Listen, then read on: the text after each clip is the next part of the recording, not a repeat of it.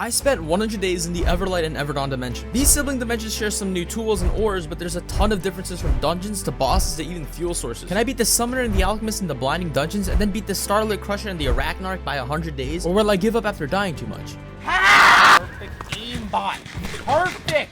Absolutely perfect! Enough of me talking, here's the video. I found this cozy house in a snowy forest. The gatekeeper NPC living here has a portal in his attic, and I usually have kids in mine. He gave me a special flint and steel and a strange book that held a lot of information about both of these dimensions. I climbed the ladders and I found an abandoned Everlight portal. Looks like I'll be doing the Everlight dimension first, so I lit the portal up and it sounded very soothing. I went inside the portal and it was all snowy. It was like a winter wonderland, and if temperature mattered, then I'd probably freeze by now. I slightly caressed a tree and crafted some blue wood, and in the distance I saw a crab and I walked towards it with friendly intentions, and it tried to pinch my ass. I wandered through the woods and I saw this really scary bear. It was all dark with glowing eyes, but I'm pretty sure that's a texture glitch. Also, the sky might be missing. I found some plains in the distance with some animals that look like cows. Then I ate some berries and I found this enemy. This frost spirit thing sounded so creepy, and when I killed it, an ice fairy came out and it tried to run away, but I killed it. I also saw this ice wolf thing, and after a while it tried to bite my ass. I mined some stone and I made some turquoise stone tools. I killed the wolf and started making a shelter to establish my dominance. I made a bed and tried to sleep, but my fears of never being good enough kept me awake. Or it could be the fact that the dimension is set in permanent daytime. It's 4 AM and I'm editing this video right now. If I could kindly redirect your attention to this red subscribe juicy button, please click it before On day 2 to 3, I built a good portion of the house and then remembered that the book updated as you progress. And this book / journal thing was really cool. It had names of all the mobs, purposes for the ores, and sources for fuel and light. I started mining under my house and there was a ton of enemies, and I ran to mine some of the ores on the walls. I ended up mining moonstone, which would craft these glowing things on the walls, and honestly I love this mechanic. It's like mini torches, but honestly this is way better, in my opinion at least. I mined this red ore called pyrope, and I made a full set of pyrope armor and tools. Apparently this ore is not very durable, but has a very high attack speed. While mining in this large cave, I mined some fallsite, ventium, and aquite ore, all of which I'll explain later. I went inside the house and I read more of this book. It said that plants in this dimension are great sources of fuel, specifically shrooms. I crafted a star emitter, and I have no idea what this thing does, but according to the book, it's actually a teleportation point. I also wanted to make a warding pearl from the book, which repels enemies away, just like Axe body spray. I needed to get a pearl from a sea clam, so I went to the coast and I swam deeper and deeper. I saw some crabs, but I eventually did find a clam, and I hit it until it opened, took the pearl, and I was able to get my stuff and I got the pearl, so I crafted this warding pearl item and I just placed it outside of my house. But anyway, back to those ores I was talking about. The 3 ores I got. Fallsite, aquite, and ventium each have their own unique purposes. Fallsite is used for adding durability. Ventium is like iron and it can make buckets and anvils. And aquite can make iron level armor / tools. On day 45, I tried hunting those cow things. They're called the Zulfos, but they're pretty hard to hunt. I got more berries and I started making a farm. I needed a constant food source because hunting wasn't enough. I also chopped some wood and turned that wood into some delicious black rocks, but I still wanted to get a decent food source. Like I mentioned earlier, the book stated that plants, especially shrooms, are a great fuel source. While exploring, I got attacked by this bear while gathering some berries, but anyway, I kept following the land and eventually I found this. Oh, it's shroom paradise. On day 67, I was able to get a lot of shrooms, and I went home and I made a shroom oven to use these shrooms as fuel. Then I went into the mines to look for some new ores. I was specifically looking for 2 ores called diopsite or charoite, I believe that's what it's called. These 2 ores are basically the dimensions versions of diamonds, with each of them being slightly different in durability and strength or speed or something like that. I was able to only find diopsite, and it was this green ore, but I did waste one of the blocks because you needed an aquite pickaxe to mine. I decided to try and find my first boss in the blinding dungeon. The summoner boss was our first destination. I spent the rest of day 8 and 9 traveling, and eventually I did find this tower. I went inside and I went to the top of the tower. I needed 4 keys. Each of the 4 rooms in the dungeon has 1 key. And so after exploring, I got all of the keys and went into the boss room, and this is what happened. I'm dead! Ha! Perfect aimbot. Perfect!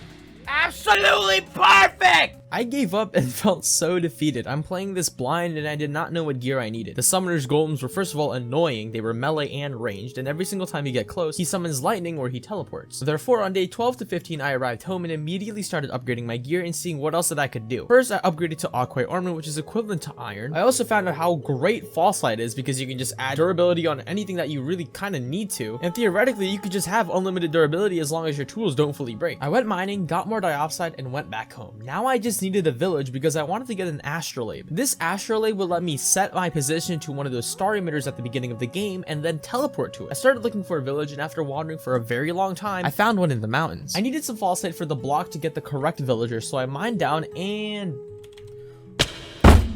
I ended up safely getting my stuff back and I was able to mine some fallsite. On day 16 to 20, I was able to get the Stargazer NPC. Now I needed to level this guy. I went mining, got more diopside, and leveled up my Stargazer. I also had no way to get iron in this dimension, so I couldn't make any shields, but I had a good idea because there were iron golems that spawned in the village, so I was able to make a shield from that. I ended up trading for a frozen bunker explorer map, and me being curious, I started traveling towards it, and this thing was like really far. I ended up walking a lot in this playthrough, probably over 5 hours worth. Anyway, it turns out it was right next to the blinding dungeon. I was able to find it and easily beat it because it was only 4 small rooms, but there was actually enchantment books in the chest. So I went back home and I made an anvil with the Ventium ingots that I had, and I made a diopside chestplate and put protection 3 on it. I put fallsite durability on everything, and I went to fight the summoner again. There's no way that I can die this time.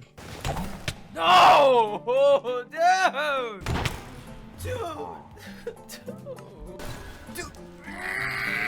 On day 21 to day 22, I arrived at the dungeon, and I still wasn't ready, and I had no idea why. I was absolutely destroyed, so I went back home, and I felt absolutely horrible. Like, I felt like really bad. But I still had a trick up my sleeve, and so I needed better armor, weapons, and also food. I made a full set of diopside armor, and I crafted some Starlit spears. Now, I haven't been using spears this entire time, but the journal says that the spears are great for hunting Azulfos, and they actually really are. On day 23 to day 26, before fighting the summoner again, I took a detour. I cooked a lot of Azulfo meat, I maxed out my Stargazer, and now I just needed some emeralds to get the astrolabe. I decided to make a loom because you can actually trade wool for emeralds, so I ended up going back to the whole dungeon, and probably after 20 minutes of walking, I made that loom. I got some wool and I traded for the astrolabe, and this thing was awesome. I marked this star emitter and I could just teleport to it. There was a cooldown. That was fine with me. The only downside is that you can't really use it from super far away, but this would be really good for cave diving. So then on day 27, I was actually almost ready to fight this boss. I made a diopside sword and I had it enchanted with sharpness 2, and now this was going to be my strategy. I made a ton of spears. Spears don't do a lot of damage when you use them out of your hand, but if you throw them, it goes from doing 4 damage to 8 damage. And also, if you have a ton of spears, then you can theoretically just throw a bunch of them at the boss, right? While traveling there, I actually died because I was looking at memes, but it was okay, I got my stuff back. And then on day 28, I challenged the summoner one more time. And while I'm going in the boss room, this was the strategy. I would use my shield to block the arrows from his arrow golem, use my spears to damage his regular melee golem, and then spam the rest of my spears on the summoner. Whenever he summons his golems, he's actually vulnerable and can't teleport, so I'll go in with my sword and do as much damage as I can. Here we go.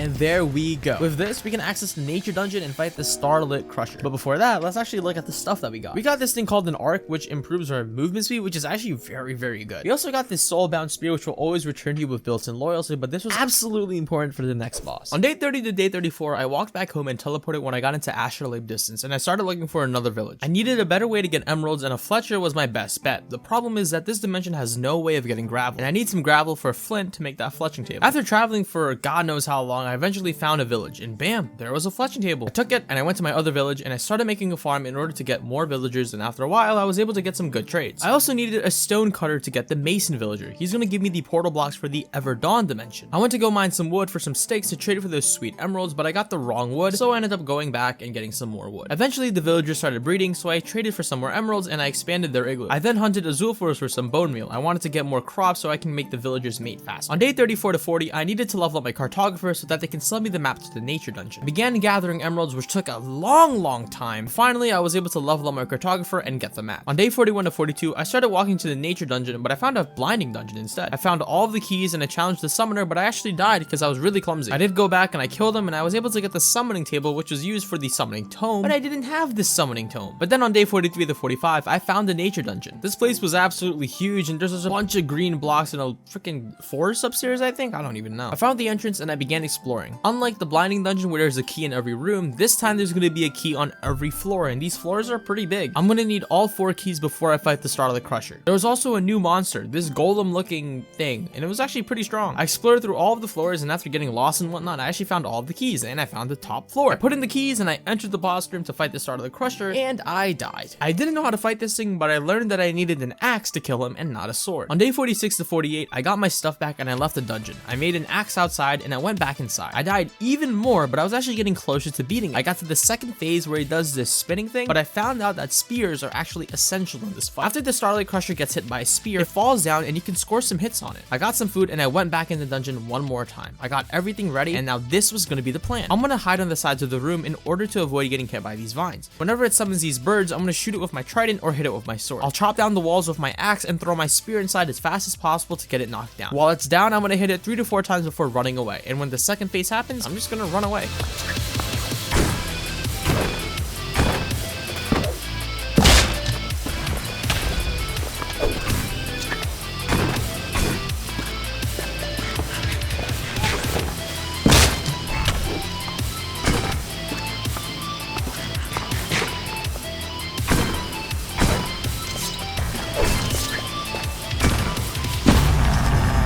Go! Oh.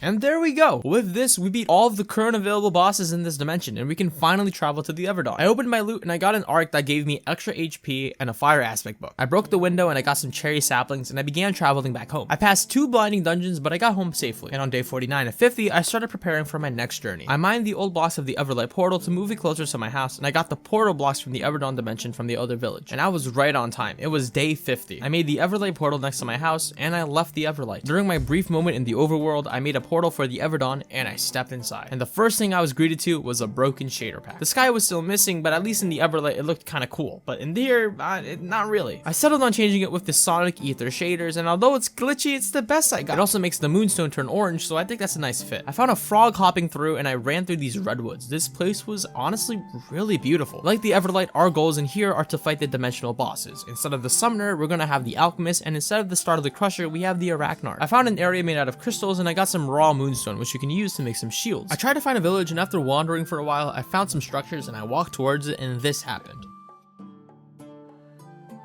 I thought I was at the poison dungeon because I was getting poisoned, but I actually just stepped on some very poisonous mushrooms. I found the village and I started looking around. I found a bag of spoils, which was a little bag with the ability to pickpocket villagers. On day 51 to 55, I didn't really bring anything. I had to basically restart everything. I made another farm and I found this huge cave in the process. On day 56 to 59, I began leveling up to cartographer to get some dungeon maps. I also went in the cave and I got some sunstone crystals. These crystals actually function as fuel in this dimension. I ended up needing a compass for the maps, so I actually had to go back home into the Everlight and get my compasses and went back to the Everdawn. This took about like a day or two, but I finally got the map for the blinding dungeon and I set off to fight the Alchemist. On day 60, I found the dungeon and I went inside. This blinding dungeon was way more darker. I found all of the keys and I made my way to the boss room. While fighting the Alchemist, I learned his attacks really quickly. He has poison gas around the room and summons rocks to drop on us. He also shoots arrows, but as long as I can use my shield, I'll be perfectly fine. Here we go.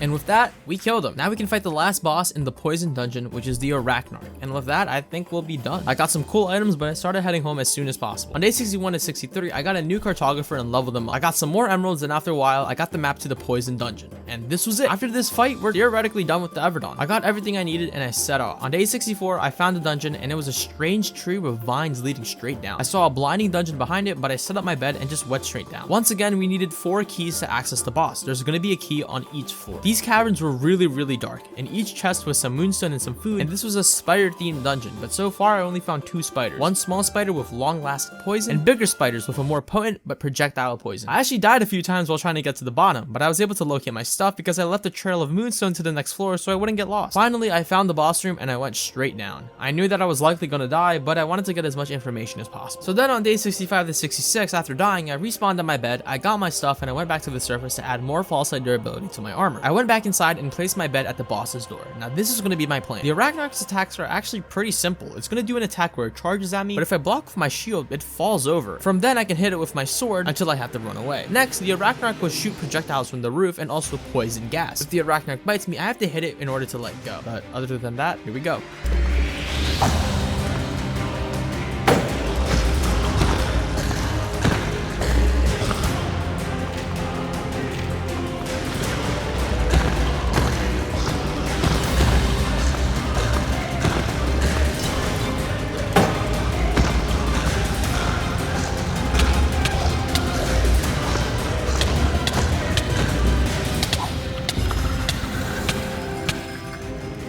And there we go. We're done. We beat all of the bosses for both dimensions. I opened my loot box and I got these things. It was another spike shield and this poison thing. But yeah, I left the dungeon and I went to the blinding dungeon before I went home. I killed the alchemist and I got this rock summoning scroll and I started going back home. On day 67 and 68, I actually tamed the cosmic fox. I think that's what it's called. And I also went mining for some horizonite. Tools with this ore can have auto smelt, so this was really cool. But after mining, I went straight home, and on day 69, I left the Everdawn and I went back into the Everlight.